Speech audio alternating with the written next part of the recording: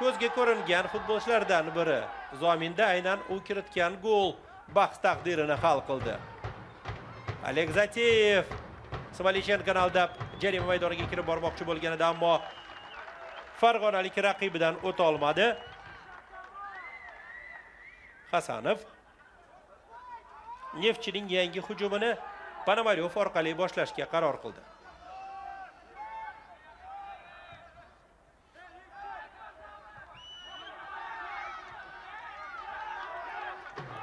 Top maydon tashqarisiga chiqarib yuborildi. Levaniya Gvazava yon chiziqdan top tashlaydi.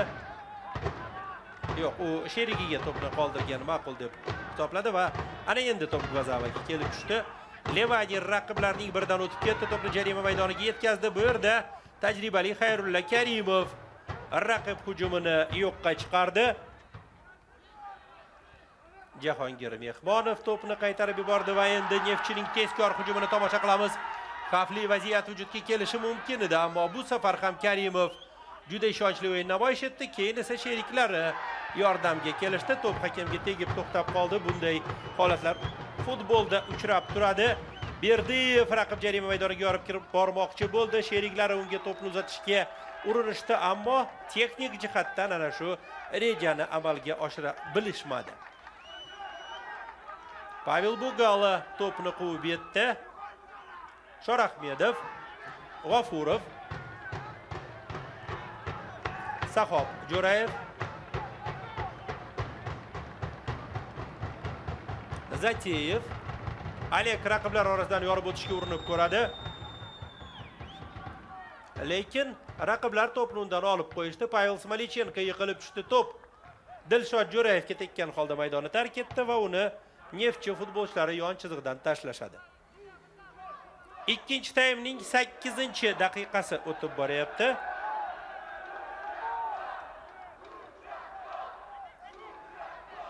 Dilyorbek Ermatov, Xayrulla Karimov to'pni maydon tashqarisiga chiqarib yubordi. Hozircha murabbiylar asosiy tarkiblar o'yinni davom ettirgani maqsadga muvofiq deb hisoblashyapti. Dilyorbek Ermatov ancha oldinga o'tib bordi. To'pni yana ham oldinroqqa tashladi. Gvazava to'pni o'tkazib yubordi. Sahob Jo'rayev to'p maydon tashqarisiga chiqib ketishini xohlamadi. Xayrulla Karimov, Anvar G'ofurov. Mana endi Bunyodkor o'ng qanot bo'ylab oldinga o'tishga urinib ko'rishi mumkin. Anvar Berdiyevga to'p yo'naltirilgan edi. Berdiyev yiqilib tushdi. O'yin davom etadi. Javohir Rasulov to'pni orqaroqqa qaytardi va endi farg'onaliklar maydon markaziga kelganda to'pni yo'qotishdi. Alibobo Rahmatullayev Islom Inomovga to'pni uzatdi. Islom to'pni yana o'ng qanotga qaytardi. Bu yerda raqiblar to'pni kutib olishdi. Anvar G'ofurov to'pni sheriklariga uzatmoqchi bo'lgan edi. Endi esa to'p yon chiziqni kesib o'tib ulgurdi. Akmal Shorahmedov to'pni hujum chizig'iga yetkazib berdi. Bu yerda qoida buzildi. Yordamchi hakam voqea sodir bo'lgan joyga juda yaqin turgan edi. Vyacheslav Ponomaryov hozir hakamga e'tiroz bildiryapti. Men qoidani buzganim yo'q deb.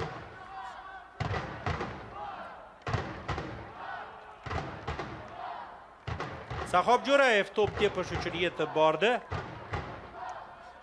Sinchkov tomoshabinlar e'tibor bergan bo'lishsa ajab emas. Bugun Sardor Sobirxo'jayev, Sardor Rashidov, Vohid Shodiyev muntazam ravishda Bunyodkorning asosiy tarkibida o'ynab kelayotganlardan bir nechtasi zaxirada qoldirilgan.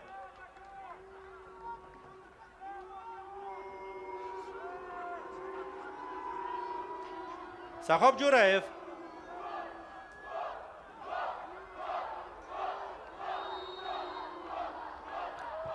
pastdan to'pni jarima maydoniga uzatdi. Hujum hali davom etyapti, lekin hal qiluvchi zarba beradigan futbolchi hozircha topilmadi. Alibobo Rahmatullayev tepgan to'p, keyin Pishur to'pni o'ziga o'nglab olayotganda beixtiyor qo'li bilan o'ynadi va shu boisdan ham hushtak chalindi. O'yin to'xtatildi. Mabodo Pishur tepgan to'p darvoza to'riga borib tushganda ham hisob o'zgarmay qolardi.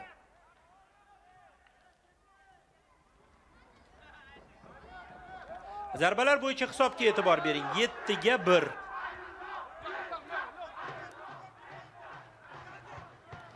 Va yana bir marotaba Sahob Jo'rayev Levani Gvazavani aldadi. Ko'pincha qanotdagi himoyachilar raqib futbolchining yo'lini to'sishadi va to'p maydon tashqarisiga chiqib ketishiga yo'l qo'yib berishadi. Darvozabon o'z darvozasi oldidan to'pni tepgani maqsadga muvofiq deb hisoblashadi. Gvazavaning olisdan turib bergan zarbasi noaniq chiqdi. To'p darvozadan ancha balandda o'tib ketdi. O'yinka ekranlaringizda. Bu esa Levani Gvazava. Pavel Bugala maydon markaziga to'pni yo'naltirdi. Bu yerda Pishur to'pni yana ham olisroqqa borishini ta'minladi. Lekin Berdiyevdan ko'ra Jahongir Mehmonov chaqqonroq o'ynagan edi sal avval. To'p Bunyodkor futbolchilarida qoldi. Dilshod Jo'rayev o'ng qanotga to'pni yetkazib berdi. Alibobor Rahmatullayevga Akmalshor Ahmedov yordamga yetib bordi. Markazda Dilshod Jo'rayev to'pni qabul qilib olishga tayyor. Aynan unga to'p yetib keldi. Lekin bu yoqga Bunyodkor futbolchilari bir-birlarini tushunishmadi. Natijada endi Neftchi tezkor qarshi hujum uyushtirishi mumkin. Smolichenko, Gvazava. Ro'zimboy Ahmedov oldinda to'p kutyapti. Xayrulla Karimov unga nisbatan qo'pol o'ynadi. Jarima zarbasi belgilandi.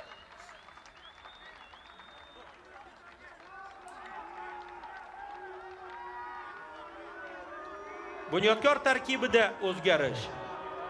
10-raqamda o'ynagan Anvar Berdiyev o'rniga maydonda 54-raqamda Temur Ayupov.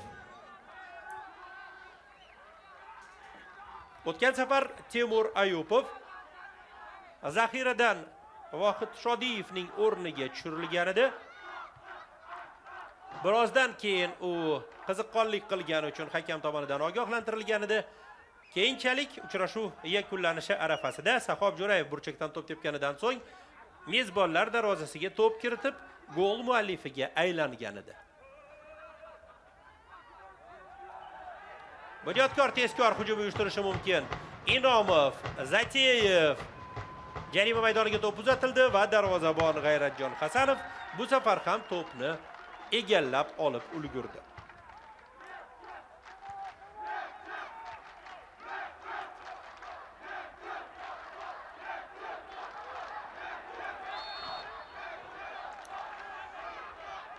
Qadrli tomoshabinlar,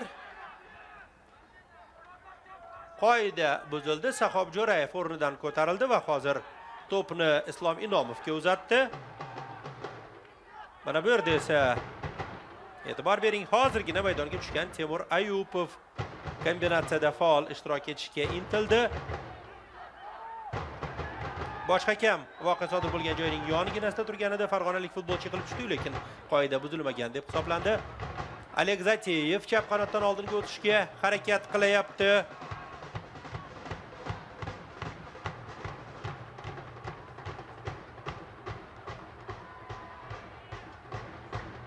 Endi esa Bunyodkor futbolchilari uyushtirgan hujum oqibatida ikki futbolchi bir-biri bilan to'qnashib ketdi. Uchrashuv bosh hakami Murod Muhammedov shifokorlar zudlik bilan maydonga tushishini tavsiya etdi.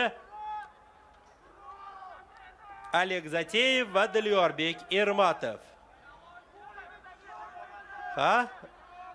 Har ikkalasi juda keskin harakat qilishdi. Siz esa Pavel Smolichenko va Temur Ayupov bir-biri bilan salomlashganini ko'rdingiz. Yosh, iste'dodli futbolchilar. Qadrli tomoshabinlar,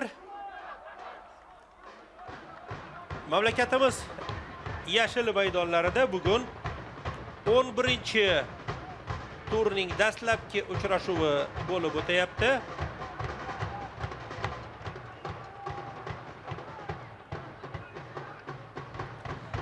O'z navbatida Yoshlar Ligasida bir qator uchrashuvlar bugun tomoshabinlar diqqati markazida ekanligi diqqatga sazovor.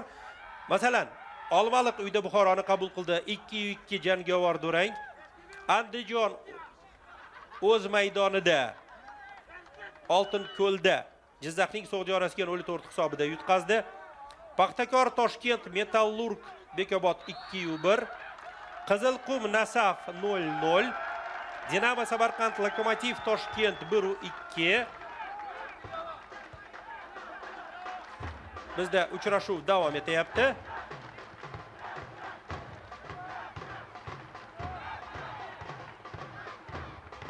Va Smolichenko yiqilib tushdi. Dilshod Jo'rayev unga nisbatan keskin harakat qilgan edi. Yoshlar ligasi uchrashuvlarining yana birida Muborakda Mash'al Namanganning Navbahor jamoasi ustidan 4-0 hisobida g'alaba qozondi.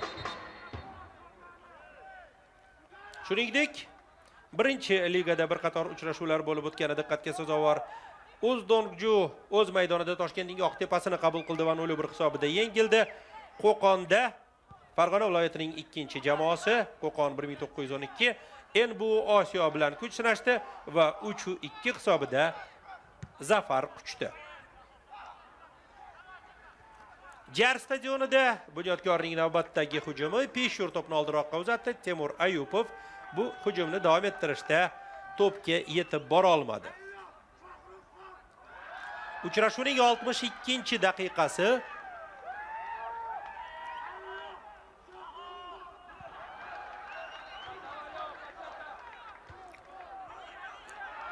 to'p farg'onalik futbolchilarda keskin vaziyat vujudga kelishi mumkin, lekin Levaniya Gvazava Karim finalda bo'ta olmadi. Shunday bo'lsa-da to'p Smolichenkoda qoldi. Pavel Bugala baland sakradi va to'pni ushlab oldi. Shu zahoti o'ng qanotga tashladi. Bunyodkor futbolchilari tezkor hujum uyushtirmoqchi bo'lishdi, ammo buni uddalay bilishmadi. O'ng qanotda Bunyodkorda himoyada Akmal Shorahmedov, yarim himoyada Ali Bobo Rahmatullayevga bugun ishonch bildirilgan, lekin Ali Bobo hozir xatoga yo'l qo'ydi va sheriklaridan uzr so'raganini ko'rdingiz. Endi esa maydon markazida Bunyodkor futbolchilari to'pni egallab oldinga borishyapti. Katta tezlikda raqib jarima maydoniga yaqinlashib kelishmoqda. To'p uzatish chog'ida bir-birlarini tushunishmadi. Mana bu yerda esa Xayrulla Karimov, Islom Inomov bir tarafdan Bunyodkor futbolchilari darvozasi tomon uyushtirilishi mumkin bo'lgan hujumning oldini olishdi va o'z jamoalarining hujumini boshlashga urinishdi. Yana bir hujum, xavfli vaziyat. Hozir Peshur va Ayupov Neftchi himoyachilarini shoshirib qo'yishgan edi. Yana bir urinish, to'p jarima maydoni markaziga uzatildi. Bu yerda Jahongir Mehmonov faollik ko'rsatdi. Endi esa qo'pollik ishlatilgandek tuyuldi, ammo uchrashuv boshqa kabi voqea sodir bo'lgan joyga yaqin edi. U hushtak chalish uchun asos yo'q dedi Pavel Smolichenko. Tezkor qarshi hujumni rivojlantirish uchun to'pni sherigiga uzatdi. O'z navbatida Javohir Rasulov xatoga yo'l qo'ydi va endi Bunyodkorning hujumini tomosha qilasiz. Oleg Zateyev chap qanotdan oldinga kelyapti. Xayrulla Karimov raqib jarima maydoniga kirib bordi. To'pni sheriklariga yengilgina harakat bilan uzatmoqchi bo'ldi, ammo bu safar ham hujum besamar ketdi.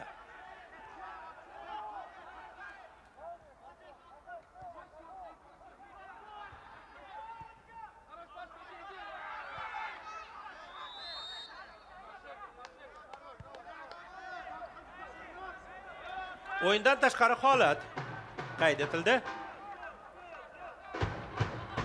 Ikkinchi taymning 20-daqiqasi boshlandi. Bizga yaqin tarafda Mo'minjon Majidov ishlayapti, yordamchi hakam bo'lib. Mana Peshur to'pni olisroqqa uzatib berdi. Zateyev na Ayupovga, na Peshurga to'p yetib bormadi. Ponomaryov to'pni qaytardi. Mana bu yerda esa Neftchi futbolchisi yiqilib tushdi. Peshur o'yin qoidasini buzgan deb topildi va uchrashuv boshqa kabi jarima zarbasi berishdan tashqari shifokorlar maydoniga tushishi kerakligini ko'rsatyapti. Bunyodkor tarkibida esa hozir yana o'zgarish ro'y beradiganga o'xshaydi.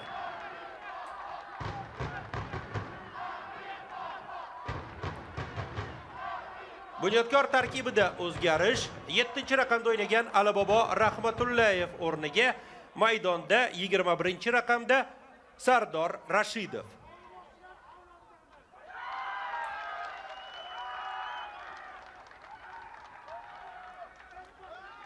Shifokorlar Neftchi ustozlariga ishoralar bilan ma'lumot berishyapti. Mana hozir ko'rdingiz.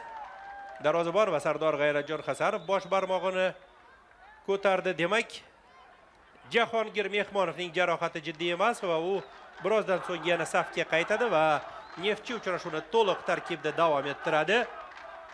O'z navbatida Murod Ismoilov shogirdlardan biriga tavsiyalar berayotganini ko'rib turibmiz. Demak, tez orada Neftchi tarkibida ham o'zgarish ro'y beradi chog'i. Uchrashuvning 66-daqiqasi. Bunyodkor Neftchi hozircha 0-0. Sardor Rashidov ikki raqibdan o'tib ketdi, to'pni markazga uzatdi. Dilshod Jo'rayev olisdan turib o'zi zarba bermoqchi bo'ldi. Vaholanki o'ng qanotda hozir Oleg Zateyev hujumni qo'llab-quvvatlashga tayyor edi. Mana ko'rib turibsiz. Neftchi tarkibida 30-raqamdagi Otabek Zokirov maydonga tushishga tayyor. Darvozabon G'ayratjon Hasanov to'pni ushlab oldi.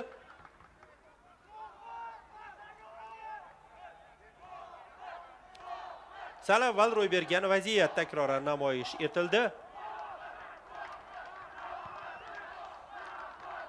Futbolchi almashtirish uchun o'yin to'xtatilgan bo'lishi shart. Hozircha bahs davom etyapti.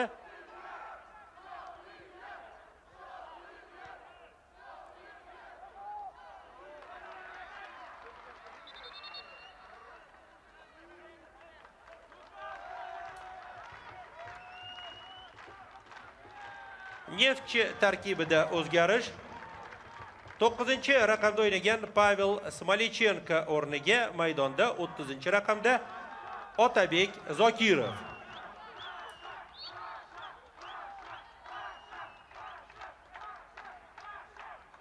Mezbonlar ustozi ikkita futbolchini almashtirdi. Mehmonlar bosh murabbiy hozircha bitta futbolchi maydonda yangi qon sifatida yetarli deb hisobladi. Sahob Jo'rayev yon chiziqdan to'p tashlaydi. Islom Inomov to'pni Sahobning o'ziga qaytardi. Darvozabon to'pga yetishi qiyin edi. Shuning uchun bu safar Hasanov mushti bilan to'pni urib yuborib qo'ya qoldi. Pishur raqib jarima maydonida to'pni o'ng qanotga yo'lladi. Yana Pishur zarba va farg'onalik futbolchilarga tasanno. Sal avval jarohatini jiddiy emasligini bilganimiz Jahongir Mehmonov to'p yo'liga g'ov bo'ldi. Olisdan zarba va to'p maydon tashqarisiga chiqib ketdi. Bunyodkor yana bir xavfli hujum uyushtirdi.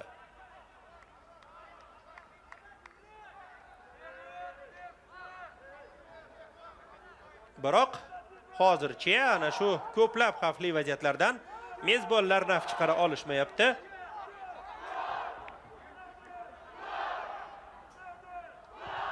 Lushan unga yordam berayotgan murabbiylar Hikmat Ergashev, Murod Otajonov. Darvozabonlar ustozi Abdusattor Rahimov. Bu esa Murod Ismoilov.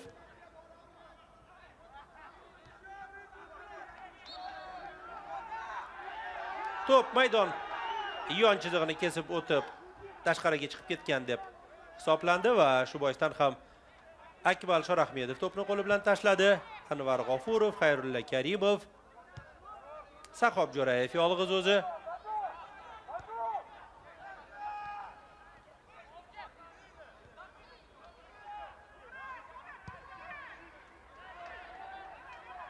Bunyodkor futbolchilarining hujumi davom etadi. Zateyev Pishur yana boshi bilan zarba berdi, ammo bu zarbaga aniqlik yetishmadi. To'p maydon tashqarisiga chiqib ketdi. Gar stadionidagi yordamchi bolalar to'pni allaqachon maydonga tashlab berib bo'lishdi. Neftchi darvozaboni G'ayratjon Hasanov ularga yordam bergisi keldi chog'i to'pni olib kelish uchun bordi. Bu arada farg'onalik futbolchilar maydon markaziga yetib borishdi va hozir G'ayratjon to'pni imkon qadar olisroqqa yo'llaydi.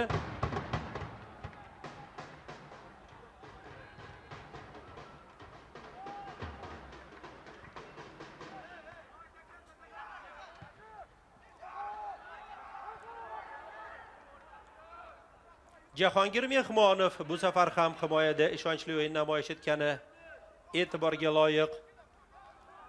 Javohir Rasulov, Ponomaryov. Qoida buzildi, jarima zarbasi belgilandi va farg'onalik Futbolchi maydonda yotibdi. E'tibor bering. Abdulloh Olimov yiqilib tushdi va bunyodkor himoyachisi ogohlantirildi. Akmal Shorahmedovga sariq kartochka ko'rsatildi.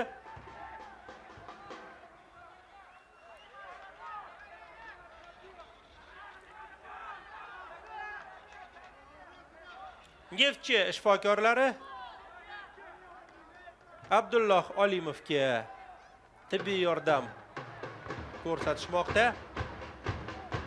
Ana shu jarayon maydon chetida hozir nihoyasiga yetkaziladi va futbolchi safga qaytishga tayyor.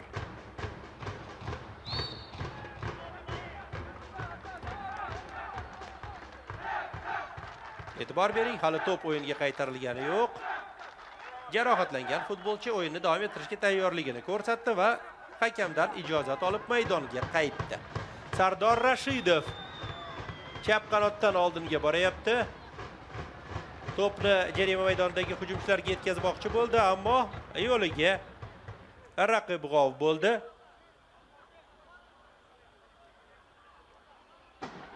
Inomov, Rashidov zarba va to'p maydon tashqarisida. Aleksandr Pishur bosh bilan zarba bergan edi.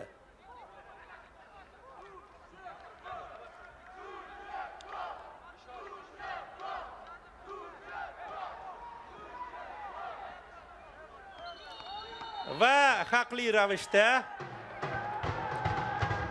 uchrashuv bosh hakami farg'onaliklar Sardorov va darvozaboniga sariq kartochka ko'rsatdi. Murod Muhamedov G'ayratjon Hasanov vaqtni cho'zayotganini ko'rib ko'rmaslikka olmadi. Yodingizda bo'lsa, sal avval to'p maydonga tashlab berilganda darvozabon maydon tashqarisiga chiqib ketgan to'pni olib kelish uchun borganiga e'tibor qaratgandik. Hozir ham to'pning zaxiradagisi maydonga berildi. O'yin tezroq davom ettirilishi uchun sharoit yaratildi. Hasanov to'pni o'yinga kiritishga shoshilmadi.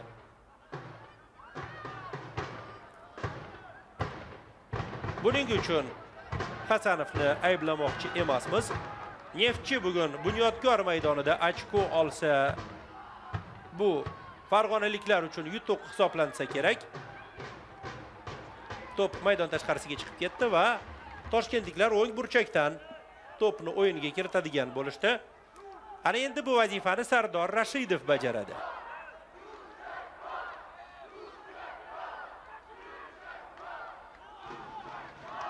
Uchrashuv bosh hakami Begobodlik Murod Muhamedovga hozircha e'tiroz bo'lishi mumkin emas. U qoidabuzarlarga munosib jazo berib kelyapti. Xavfli vaziyat, darvozabon to'pga yeta olmadi va yana bir marotaba to'pni burchakdan o'yinga kiritishga to'g'ri keladi. Sardor Rashidov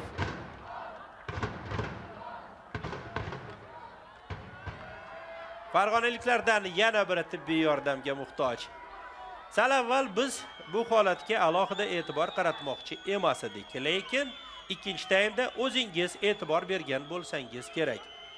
Har bir to'qnashuvdan keyin Neftchi futbolchilari maydonda yotib olishyapti va ularga shifokor yordam bermasa bo'lmaydigandek tuyulyapti.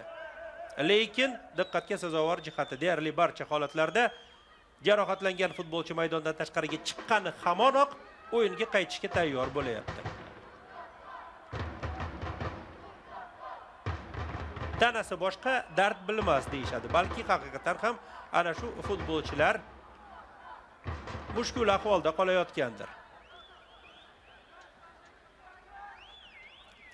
O'yin davom etadi. Farg'onaliklar hozircha bir kishi kam. Jarima maydoniga to'p uzatildi. Levani Gvazava to'pni darvozadan uzoqlashtirdi. Xayrulla Karimov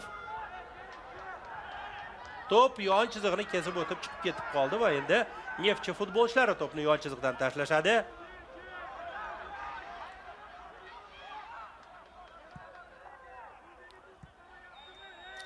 Vyacheslav Ponomaryov bunisi endi haqiqatdan ham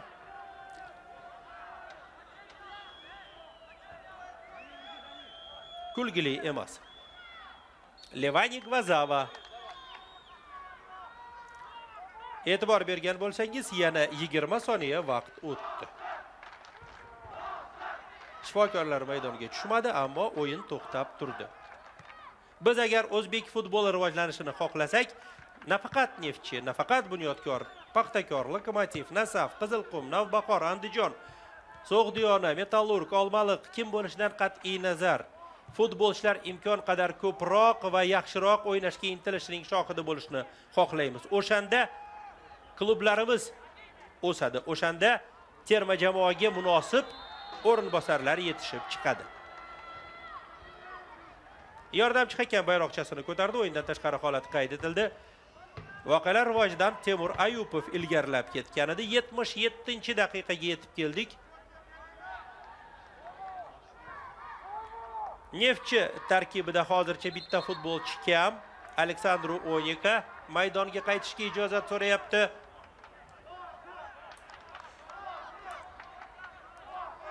Bunyodkor tarkibida o'zgarish. 33-raqamda o'ynagan Alek Zateyev o'rniga maydonda 16-raqamda Carles Koto.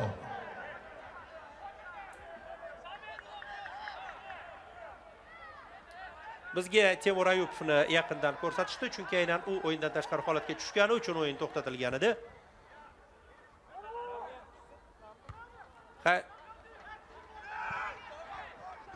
Xayrulla Karimov to'pni qaytarib yubordi. Sardor Rashidov chap qanotdan oldinga qochib ketmoqchi bo'ldi, yiqilib tushdi. Uchrashuv bosh hakami qoida buzilganini e'tirof etdi, jarima zarbasi belgiladi. Sahob Jo'rayev, Islom Inomov hujum davom etadi. Dilshod Jo'rayev to'pni oldinga uzatdi. Bunyodkor futbolchilarining hujumi. Mana bu yerda Pishur darvozaga yaqinlashishiga himoyachi yo'l qo'ymadi. Darvozabon G'ayratjon Hasanov to'pni egallab oldi.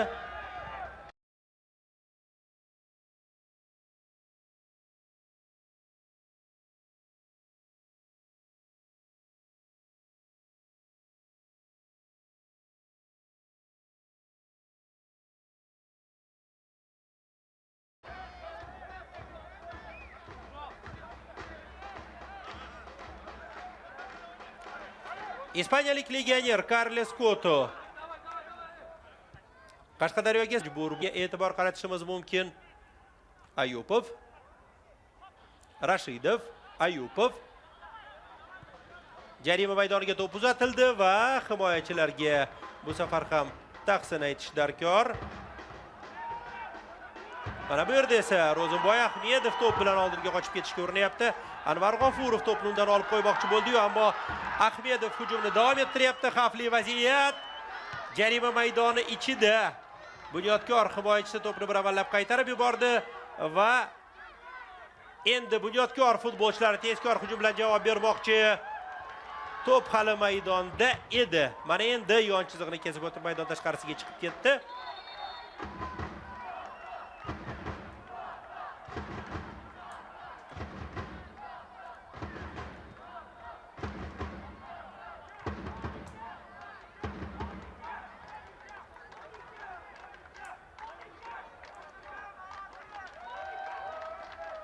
Neftchi tarkibida o'zgarish.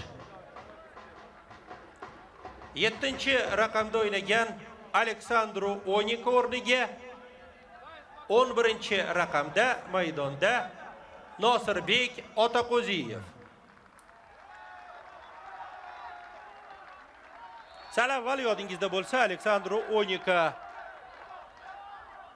jarohat olgan edi, unga shifokorlar tibbiy yordam ko'rsatishgan edi. U safga qaytdi, lekin mana Ismoilov Onyekaning o'rniga Otaqo'ziyevni maydonga tushirdi. Nosirbek hujumlarni yakunlay olish qobiliyatiga ega futbolchilardan. Hozir esa Bunyodkorning hujumi davom etyapti. Xavfli vaziyat vujudga kelishi mumkin edi, ammo Ayupov to'pni cherigiga uzatmoqchi bo'ldi-yu, himoyachilar to'pni qaytarib yuborishdi. Carles Koto hujum davom etadi. Mana bu yerda kim zarba beradi? Pishurmi? Peshur yiqilib tushdi. Uchrashuv bosh hakami o'yinni davom ettirish mumkinligini ko'rsatdi. To'p darvoza ustuni yonidan o'tib maydon tashqarisiga chiqib ketganida o'sha vaziyatni takroran ko'rishingiz mumkin. Peshur to'pni o'ziga o'nglashga harakat qildi. Chap oyog'idan zarba bermoqchi bo'lganda sirpanib toyib ketdi va natijada zarba ko'ngildagidek chiqmadi. Muhtaram tomoshabinlar, 81-daqiqa.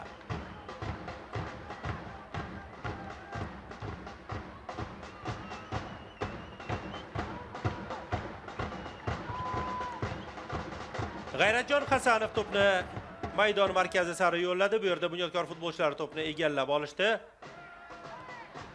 O'z navbatida to'p Neftchi futbolchilarga nasib etdi. Har ikkala jamoa xatoga yo'l qo'ydi. Koto, Ayupov, Temur qarama-qarshi tarafga borishga majbur bo'ldi va oxir-oqibat to'pni hujum chizig'i tomonga tepib yubordi. Bu yerda uning o'zi bo'lishi kerak edi chog'i. Jahongir Mehmonov shuning uchun qiyinchiliksiz harakat qildi va to'pni egallab Neftchi futbolchilari mana endi hujum boshlash uchun zamin hozirladi. Lekin farg'onaliklar ham biroz shoshilishdi. To'p maydon tashqarisiga chiqib ketdi. Xayrulla Karimov yon chiziqdan uni zudlik bilan orqaga tashladi. Darvozabon Pavel Bugala himoyachi rolida to'pni jamoa sardoriga qaytardi va Xayrulla Karimov olis masofaga to'pni uzatdi. Peshur, Koto, yana jarima maydonida va gol! Qadrli tomoshabinlar, Temur Ayupov uchrashuv ikkinchi taymning 38-daqiqasida uchrashuvning 83-daqiqasida Bunyodkor nihoyat oldinga chiqib oldi. Gol muallifi Temur Ayupovni ekranlaringizda ko'rib turibsiz. Demak, uchrashuvda hisob ochildi. Neftchi darvozasiga kiritilgan gol muallifi Bunyodkorning 54-raqamdagi futbolchisi Temur Ayupov. 1-0 oldinda Bunyodkor.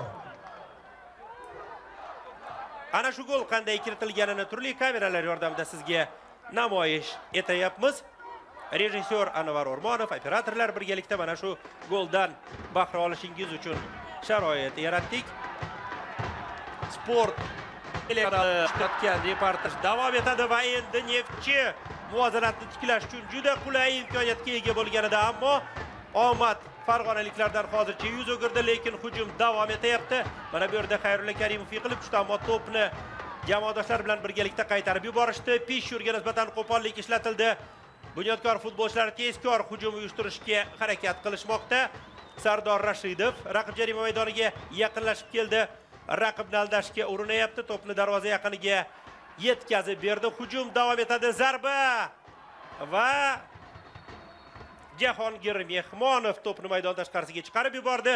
Darvozabon Hasanov to'pga yeta olmadi. Qadrli tomoshabinlar, umuman olganda, keling ochig'ini tan olaylik. Hasanovga e'tiroz yo'q. Hozir esa Neftchi futbolchisiga sariq kartochka ko'rsatildi. Hakam sal avvalroq qo'pollik ishlatgani uchun farg'onalik futbolchini ogohlantirdi. Bu paytda Jahongir Mehmonov to'pni bosh bilan urib maydon tashqarisiga chiqarib yuborganda sakrab maydonga noqulay tushgan G'ayratjon Hasanov o'rnidan ko'tarila olmayapti. Sport jurnalistlari diqqatiga, uchrashuv yakunlanganidan so'ng har ikkala jamoa bosh murabbiylari ishtirokida matbuot anjumani o'tkaziladi. Mana darvozabon o'rnidan ko'tarildi. Bunyodkor burchakdan to'p tepadi. Karles Koto, Sardor Rashidov, yana Koto. Karles darvozaga to'pni yo'llashga urindi, ammo himoyachilar to'p yo'liga g'ov bo'lishdi va hozir yon chiziqdan mezbonlar to'p tashlashadi. Sahob Jo'rayev to'pni tashladi. Biz esa sal avval ro'y bergan holatni ko'rish imkoniga egamiz. O'shanda Neftchi futbolchilari qulay vaziyatdan to'p kiritish imkoniga ega bo'lishganida Omad o'shanda farg'onaliklardan 100 o'girdi desak, mubolag'a bo'lmas. Yon chiziqdan Sardor Rashidov to'p tashlashga tayyor, yo'q, Sahob Jo'rayevga to'pni qoldirdi.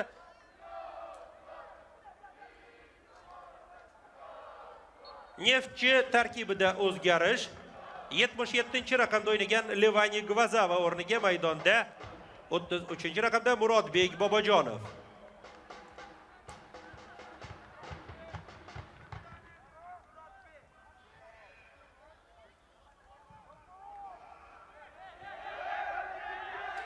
Murodbek Bobojonov kecha yoshlar tarkibida uchrashuvning 82-daqiqasida Bunyodkor darvozasiga to'p kiritgan va Neftchi yoshlarni oldinga olib chiqqan edi, ammo keyin Dostonbek Hamdamov javob to'pini kiritib, hisob 2-2 bo'lgan edi. Yana bir bor ta'kidlab o'tay, 13-yilgi mavsumda Toshkentdagi uchrashuvda Bunyodkor 1-0 hisobida g'alaba qozongan, yagona gol toshkentliklarga 3 ochko keltirgan edi. Bugun ham hozircha bittagina gol urildi. Mana Murodbek Bobojonovni sizga yaqindan ko'rsatishdi, faqat aniqlik kiritib o'tay. Bizga berilgan qaydnomada u 33-raqamda ko'rsatilgan, vaholanki 35-raqamda maydonga tushdi. Temur Ayupov maydon chetida hozir o'rnidan shoshmasdan ko'tarilyapti. Mana bu joyda Ayupov va Jahongir Mehmonov to'p uchun kurash olib borishgan edi. Har ikkala jamoa to'liq tarkibda uchrashuvni davom ettiryapti.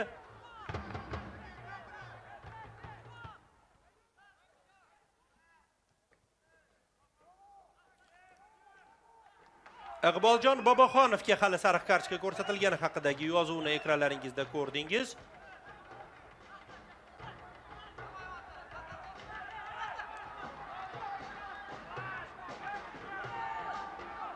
Endi esa Vyacheslav Ponomaryov markaziy yarim himoyachi rolida yuribdi. Neftchi futbolchilari ko'pchilik bo'lib oldinga borishayotgani diqqatga sazovor. Farg'onalik futbolchilar mag'lubiyatni tan olishmayapti va ular hisobni tenglashtirishga intilishmoqda. Bu tahsinga sazovor xususiyat. Taqdirga tan berishmadi. Pavel Bugala to'pni oldinga yo'llaydi. Ikkinchi taymning 44-daqiqasi boshlandi. Chap qanotda Sardor Rashidov raqiblarning biridan qochib ketdi. Uni ikkinchi marotaba aldadi. Abdulloh Olimovni dog'da qoldirgan edi. Inomov to'pni markazga uzatdi. Bunyodkorning hujumi davom etyapti. Dilshod Jo'rayev zarba berganidan so'ng to'pni G'ayratjon Hasanov ushlab oldi. Xayrulla Karimov hozir to'p uchun Nosirbek Otaqo'ziyev bilan kurash olib borgan edi. To'p maydon tashqarisiga chiqib ketdi va Neftchi futbolchilari burchakdan to'p tepish imkoniyatiga ega bo'lishdi.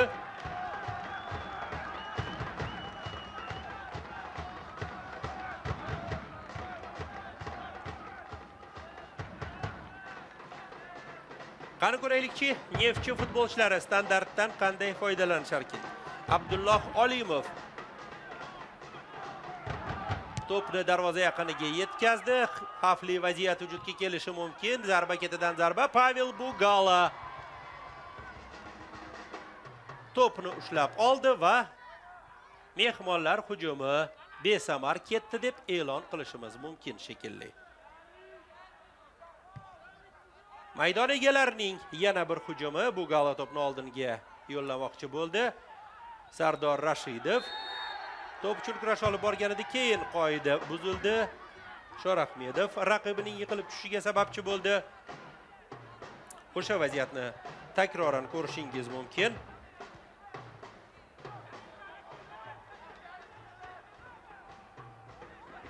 Neftchi futbolchilari oldinga borishmoqda. Abdulloh Olimov, Dilyorbek Ermatov, xavfli vaziyat, zarba, Pavel Bugala to'pni qaytardi, yana zarba va gol. Qadrli tomoshabinlar, Neftchi hisobni tenglashtirdi. Neftchi hisobni tenglashtirdi. Gol muallifi Murodbek Bobojonov.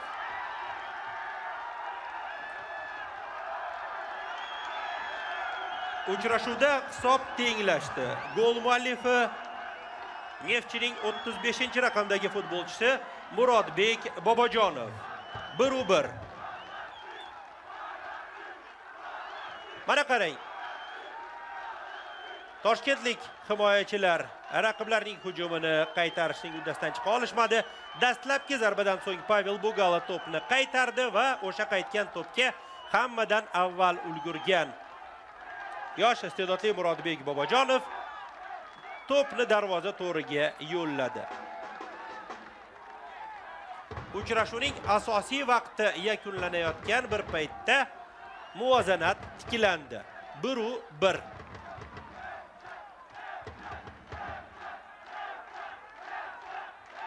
Farg'onadan tashrif buyurgan muxlislarning quvonchi cheksiz. Ular tik turganlaricha Neftchini olqishlashyapti. Bunyodkor endi katta kuch bilan oldinga tashlanishini kutish mumkin. Otabek Zokirov to'p uchun kurash olib boryapti, ammo toshkentliklar to'pni raqibdan olib qo'yishdi. Jarima maydoni sari yo'llashdi. Hujum davom etadi. Xavfli vaziyat, zarba. Va bu safar ham G'ayratjon Hasanov juda mushkul vaziyatda to'p yo'liga g'ov bo'ldi va Neftchini muqarrar goldan qutqardi. Ana shu holatni ko'ramiz. Dilshod Jo'rayev zarba bergan edi. Neftchi futbolchilari hisobda ortda borayotganda biron marotaba yiqilib yotishmagan edi. Hisob tenglashdi va yana futbolchilardan birining tomiri tortishib qoldi. Unga tibbiy yordam ko'rsatish zarur.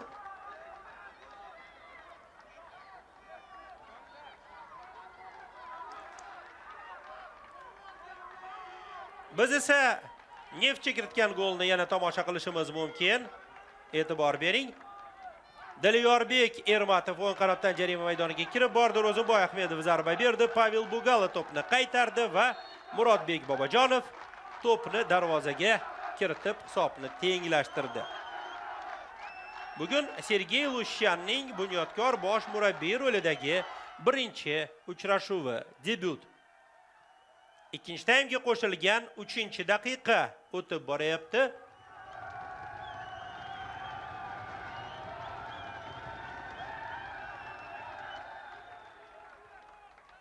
Pishur raqib jarima maydoniga to'pni yo'lladi va uchrashuv bosh hakami Murod Muhamedov o'yin yakunlanganini bildiruvchi final xushtagini chaldi.